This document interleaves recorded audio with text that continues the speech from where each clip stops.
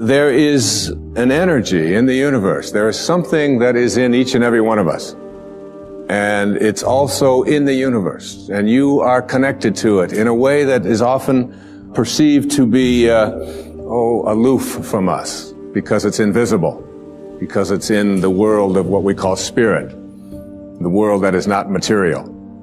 And I would like to suggest that you suspend your disbelief, allow yourself to know that you're not a human being here having a spiritual experience, but that is the other way around. That you're a spiritual being having a human experience. And the quality of your human experience is really much more dependent upon how you use this invisible intelligence and how you connect to this energy. And once you have an awareness that you can never be separate from it, that you and it, and whatever you call it, it doesn't matter. It doesn't matter if you call it God, if you call it divine presence, if you call it soul, if you call it spirit, if you call it consciousness, if you call it Christ consciousness, you can call it Buddha consciousness, you can call it Louise, you can call it Edna, you can call it Ralph. Alan Watts once said that you can't get wet from the word water. It isn't the word that allows you to experience water. And whatever it is that you call it is something that is distinct from what it is. When I was walking in here this evening on these beautiful grounds, I saw some people looking at the flowers and the different plants that were growing.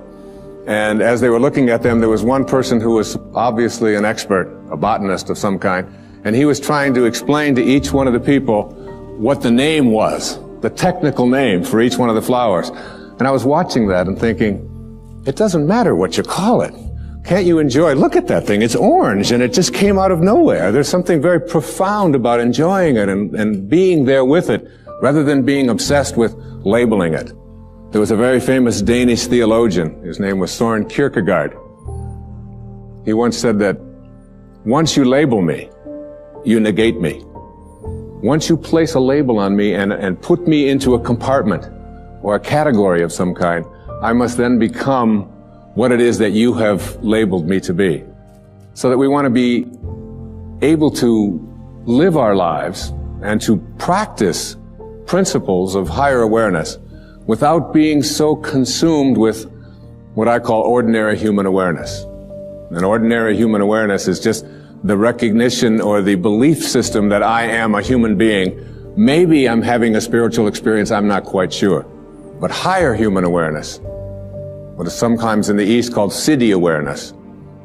In the West, it's been called higher consciousness or Christ consciousness. There's many names for it. But when you get beyond just knowing yourself as this body and this personality and this thing that you inhabit and begin to realize that who you are is that which was never born and can never die. When you recognize your eternal self. And that's what this program is really about. It's really about recognizing the power, the energy, the capacity to be able to do what it says in some of the most holy books that you've ever read, that even the least among you can do all that I have done and even greater things. And that's not just empty words from Holy Scriptures.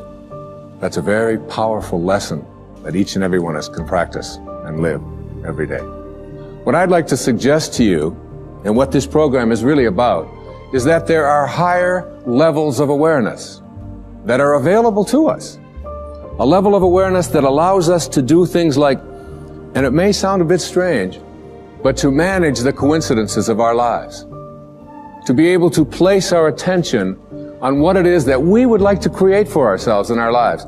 To literally have the power to know that if I think about it, and I keep it there, and I keep that picture firm within me, that there is an energy, a source, a capacity within me that is in the universe and that is also in me. And that I can use this energy, that I can manage it. There are many ways to get the things that we want for ourselves in our lives. But basically, it all begins with how we choose to think.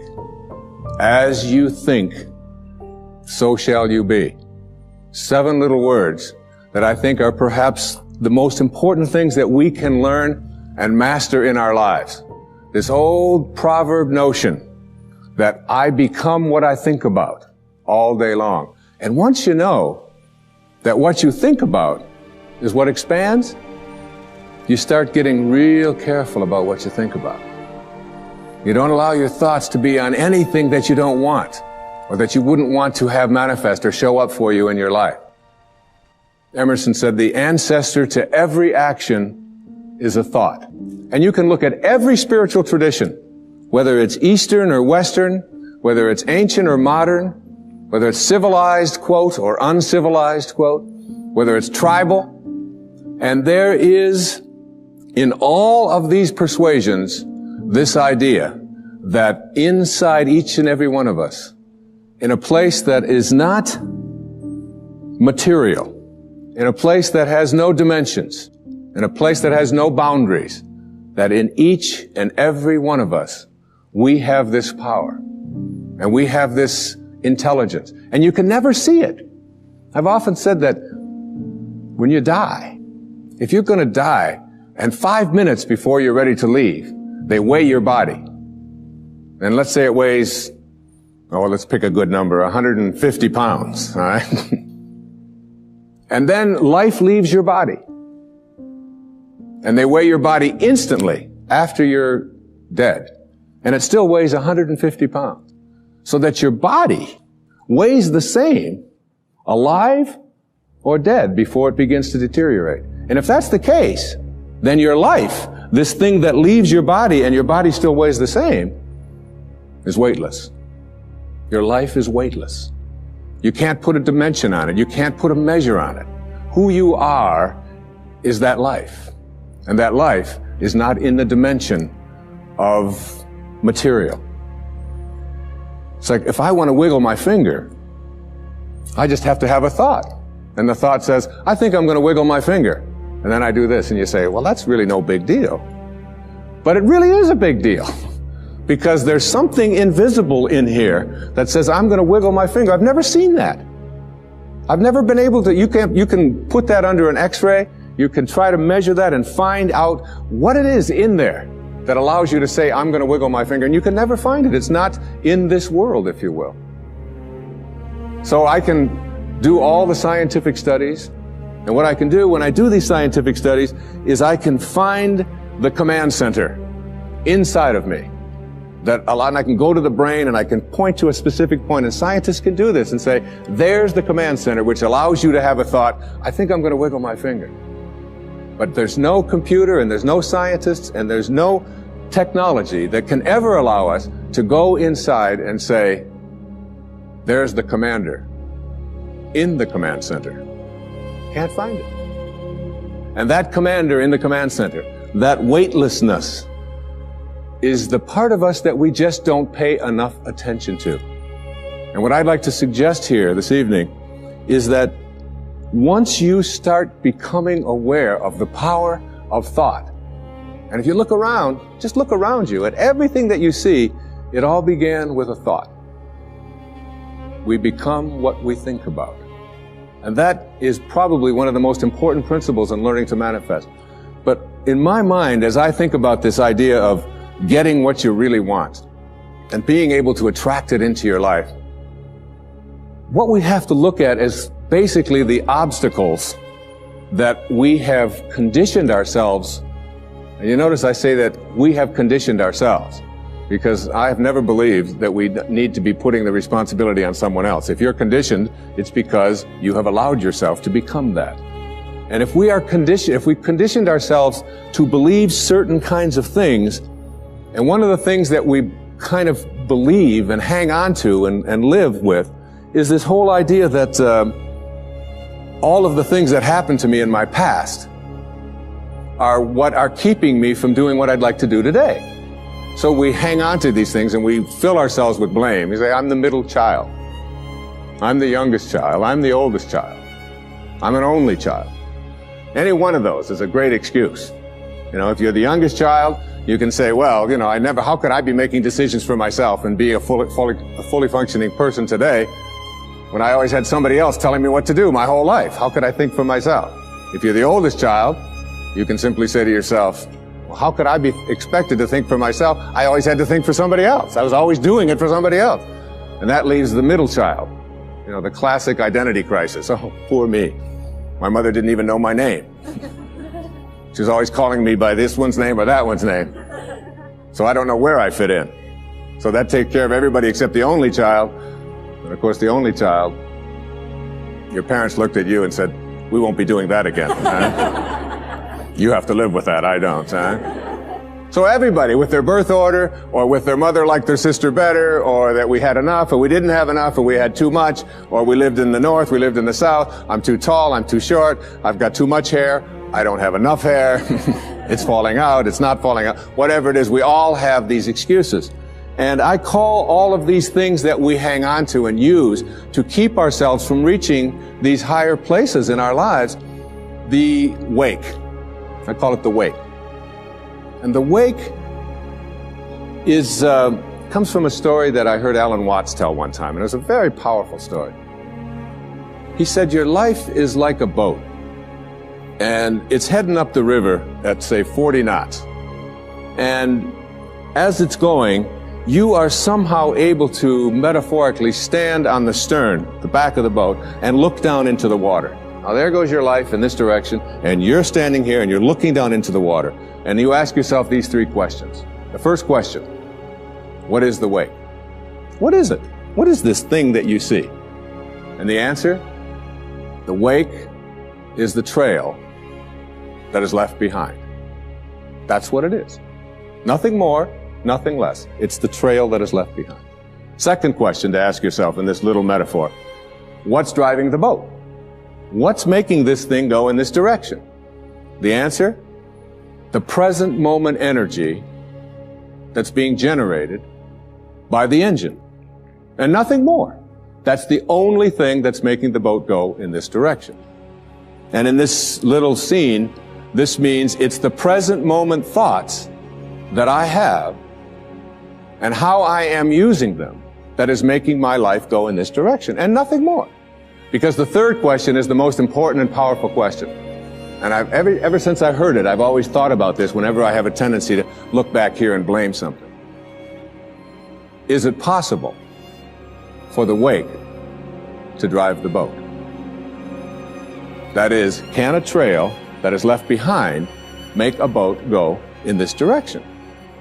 And of course the answer to that is no, it can't. It's just a trail that is left behind. And in that trail, there are an enormous number of things, and every one of us has a wake. And we have a whole lot of stuff in it. And one of the problems that we have is that we have a tendency to look at the wake and all of the stuff that's in it to explain why it is my life isn't working the way I would like it to work. So that you can take a look at the experiences of your life. I look at the experiences of my life. In the experiences of my life, I spent some years in a series of foster homes. People have said to me, oh, living in a foster home, that must have been terrible. I said, no, it wasn't terrible at all. When you're 6 years old, you don't wake up every day and say, oh my God, I'm living in a foster home. Isn't this awful? Poor me. How come me and nobody else? You don't do that. You don't do that till you're 40. And when you're 40 and your life isn't working and you're bankrupt and you're a drug addict and you're your relationships are all falling apart and your family's leaving you, and you say, why is this happening to you? You say, what do you expect from me? I had to live in a foster home.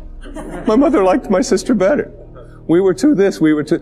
And so it's like we take a look at all of these things in our wake. And I'm not saying here that you shouldn't be in touch with your past and all of the things that are back there, but to use it as excuses for why you can't get where you'd like to get today is something that if you do that, you will never get to this place that I'm talking about in this program, which is this place that I call higher awareness, way beyond ordinary human awareness.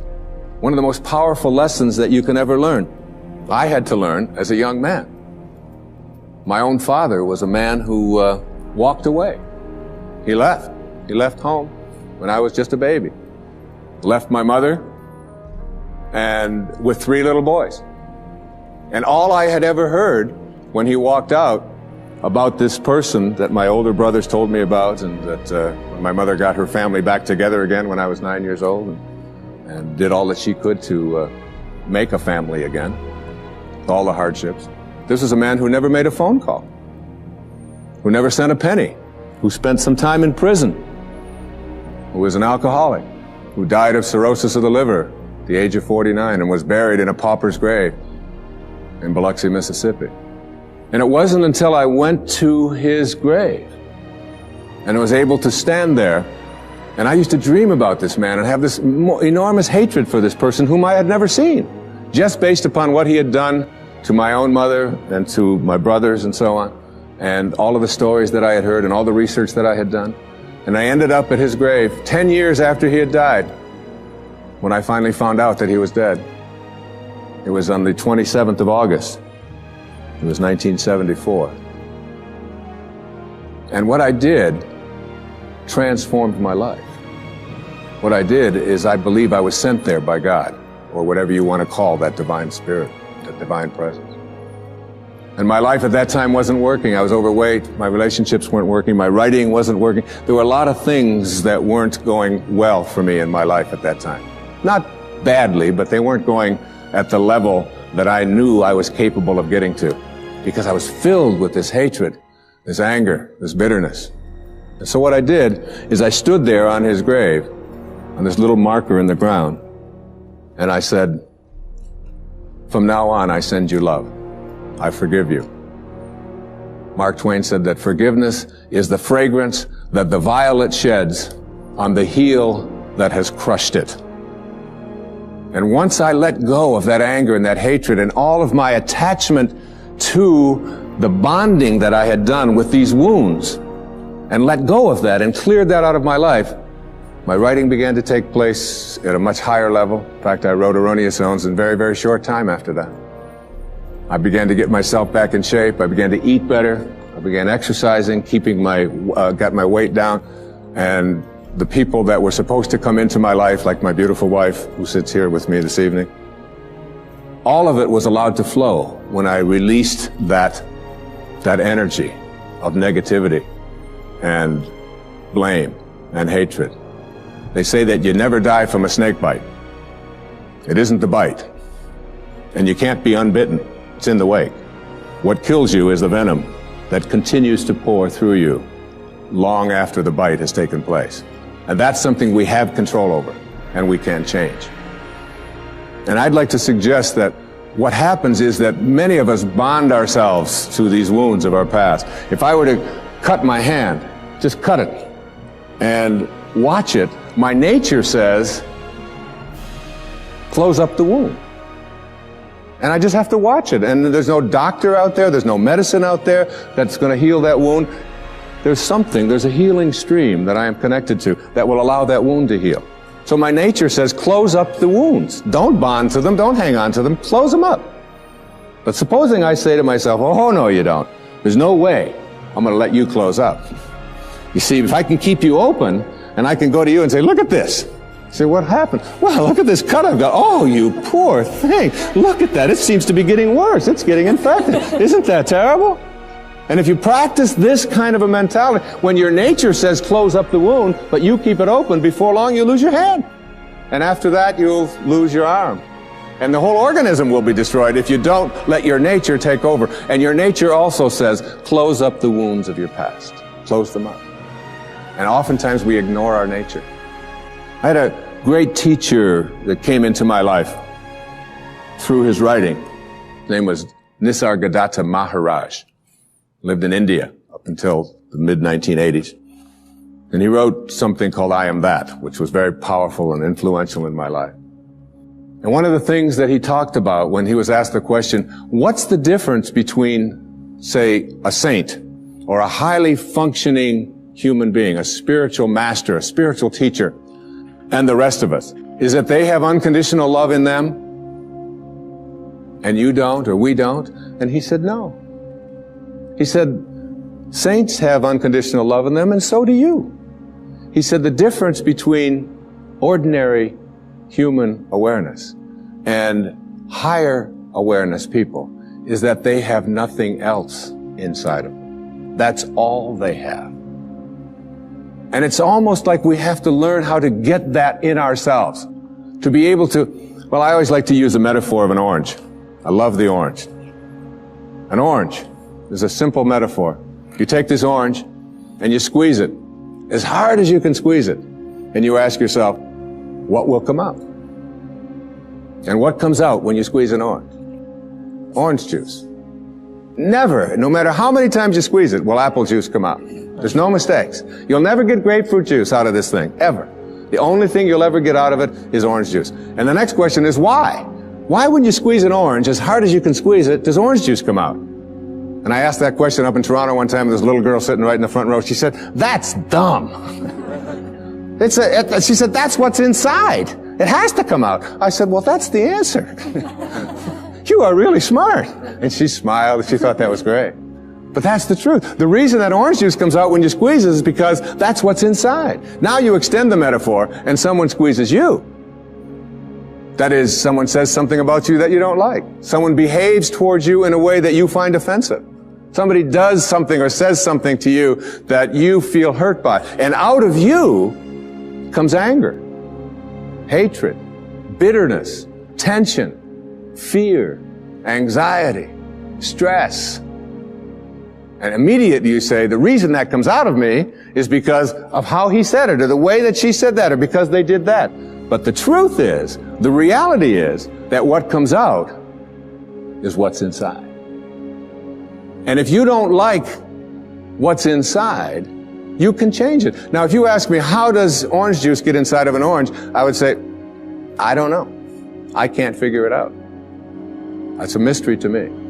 I just enjoy the oranges of my life and give God the credit for that.